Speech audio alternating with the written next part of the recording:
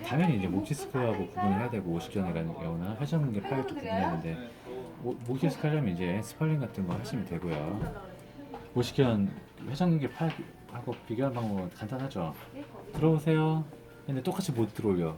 근데 의사가 이제 수동으로 이렇게 들어버렸을 때 잘 올라가면 회전근개 파열이고, 안 올라갔는데요. 수동으로 해도 안 올라가면 이제 유착성 관절 양념이죠.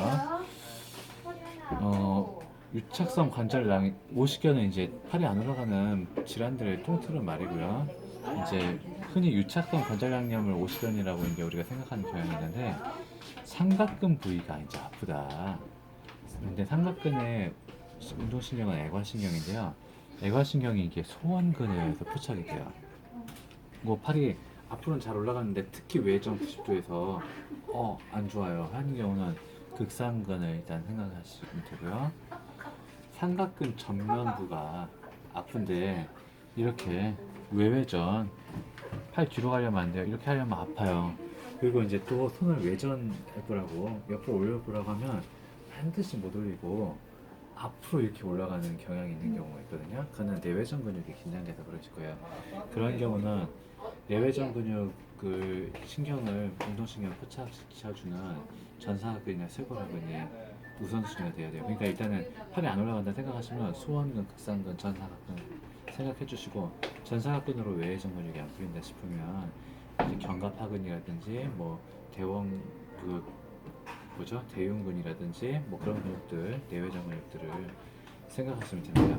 내외전 근육이 단축되어 있으니까 당연히 외외전이 잘 땡기고 아픈 거겠죠.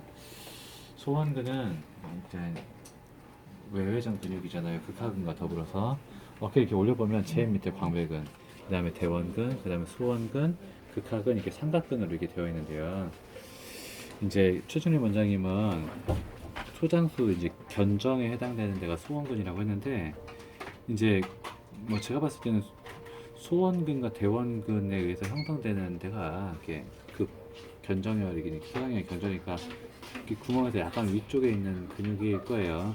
그거 좀 보면 여기 약간 아래 홈은 제 생각에는 대원근하고 광배근 사이 홈일 거고 여기는 견정은 이제 소원근과 대원근 사이고 그 약간 위에 툭 들어간 데는 이제 극하근하고 소원근일 텐데 일단은 이제 근육 특성상 그 근육 운동을 시키면 단단해지잖아요. 이제 소원근하고 극하근은 외회전 근육이고 대원근하고 광배근은 내외전 근육이기 때문에 외회전 해보세요 하면서 저항을 주면 단단하게 만져지는 건 극하근하고 소원근이 이렇게 그러면 이제 두 갈래의 근육이 이제 느껴질 수가 있어요.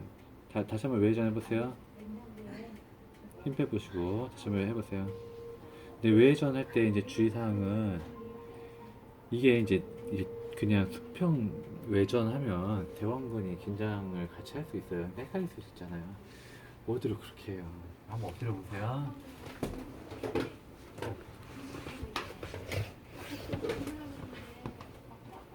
아니 손을 이렇게 올리시고요. 자, 이렇게 했을 때 이게 주로 대원근하고 소원근쯤이 만져지잖아요. 대원근은 좀 부들부들한 느낌이고요. 소원근은 좀 더 질긴 느낌이 있어요. 그리고 이제 견갑골 끝을 따라가서 만져다 보면은 소원근 여기 삼각근 아프다고 하면 여기는 아프다고 해요. 그 밑에 이제 부들부들하면 대원근이고 바로 위에 질긴 거면 소원근이다 이렇게 하시면 돼요. 지금 보면 힘 좀 빼보시고 여기가 좀 질긴 느낌이 있거든요. 느낌이 오죠? 네. 여기를 이렇게 가우가 없이 좀 넣습니다.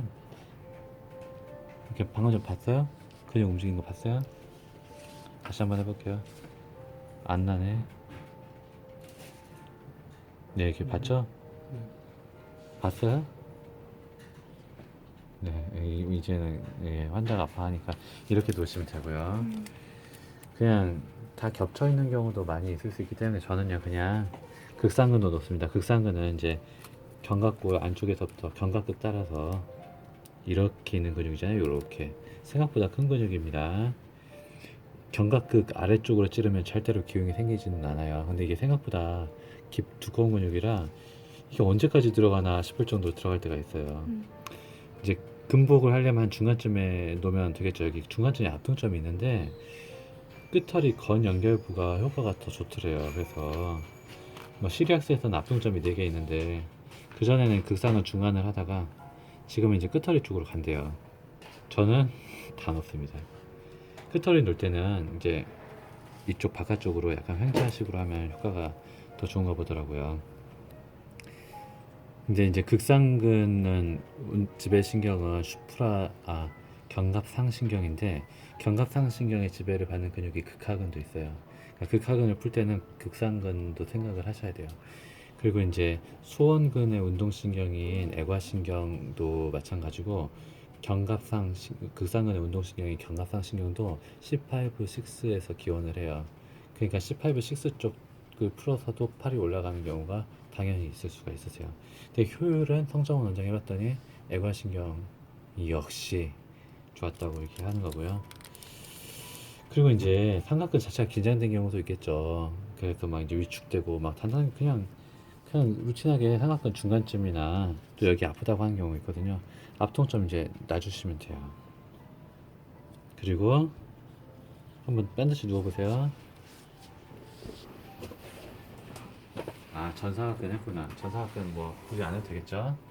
대흉근은 그냥 대흉근 때문에 이제 내외전 근육이 긴장 이제 대흉근이 긴장돼서 팔이 뒤로 안 가면 대흉근 이게 놓으시면 돼요.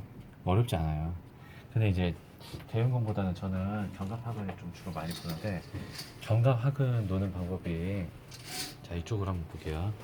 아 누우세요. 옛날 방식 중에 하나는 이제 만세를 이렇게 하시면 이제 견갑하근을 이쪽에서 겨드랑이에서 접근하는 방법이 있어요. 그러면 이제 견갑골 방향으로 기웅 생기면 어떡합니까? 그게 겁이 나는데 늑골이 이렇게 있잖아요. 늑골하고 접선 방향으로 침을 놓으면 기흉이 당연히 안 생기겠죠. 이렇게 해서 그렇게 하면 절대 기흉이 안 생긴답니다. 해야 되나? 우리 친구 너무 아플 것 같은데. 접선 방향으로 접선 아니면 좀 불안하다 보면 거의 수직에 가깝게 이렇게 하면 기흉이 생기지가 않아요. 이제 뼈에 닿게 하시면 되는데 긴 침이나 낭창낭창한 거 같은 경우는 침이 어디로 들어갈지 모르잖아요. 기왕이면 좀 두껍게 하시면 좋지 않을까 싶고요. 근데 이렇게 하면 환자가 이렇게 막 누구 표현으로 십자가에 달린 것 같아서 불안하고 나 이제 외회전이 안 되는 경우에 또 이제 베개를 이게 팔이 여기까지밖에 안 가시니까 베개를 막 2개, 3개 받쳐야 되는 경우가 있는데 좀 간단하게 하는 방법 이경미 원장님이 알려준 건데요. 벽 보시고 옆으로 누워보세요. 성정원 원장님은 이제 엎드린 상태에서 한번 엎드려 보세요. 한 번만 엎드린 상태에서 이렇게 주사를 넣는다는 거예요. 근데 내가 해보면 이게 뼈 밑으로 들어간 건지 뼈 위로 올라간 건지 뼈 밑으로 해서 견갑골을 긁는 느낌으로 주사를 한다고 하는데 이게 만약에 밑으로 들어갔는데 들어간지 안 들어간지 몰라가지고 더 밑으로 딱 기억 나면 어떡해. 겁나잖아요. 그렇게 하실 필요 없고요. 벽 봐보세요. 벽 보시고 손 이렇게 해보세요. 이렇게 하면 견갑골이 이렇게 드러납니다. 뜹니다. 이렇게 해서 하는 방법이 있겠죠. 이게 훨씬 쉽겠죠. 근데 더 쉬운 방법이 있어요. 여기가 훨씬 더 많이 벌어져 있습니다. 이쪽에서 이게 찌르시면 됩니다. 아주 쉬워요. 이렇게 하는 게 훨씬 쉬울 거예요. 양쪽 팔이 다 오십견이야. 그런 분은 앞으로 맞고 뒤로 맞고 할 때 이제 견갑각은 이렇게 어떻게 각을 잡아야 될지 모를 애매할 때가 있었었는데 그때는 저는 이제 이쪽으로 위로 해서 이렇게 놓고 그 다음에 반대쪽으로 놓고 이렇게 해서 이제 놓고 하니까 한 번에 다 이게 2번만에 해결이 됐더라고요. 저는 2절까지는 좋게 생각하는데 3절부터는 별로 좋지 않아요. 네, 농담이었습니다. 그 다음에 또 있나? 예, 이상.